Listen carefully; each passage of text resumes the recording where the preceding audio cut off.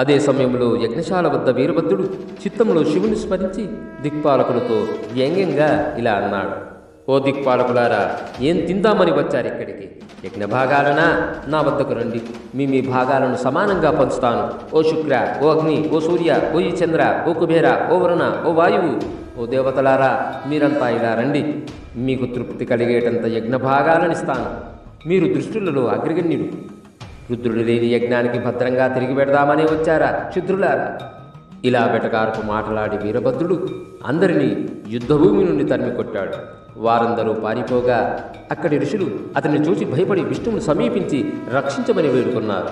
ఋషుల ప్రార్థనను ఆలకించి సర్వము తెలిసిన వాడైన హరి స్థితిపాలకత్వ కర్తవ్యాన్ని నిర్వహించగోరి చతుర్భుజుడై ఆయుధాలతో నిలిచాడు. విష్ణువుని చూడగానే వీరభద్రుడికి పాపిని చూచిన యముని వలె కనుబొమ్మలు ముడిపడి వెంటనే ఇలా అన్నాడు: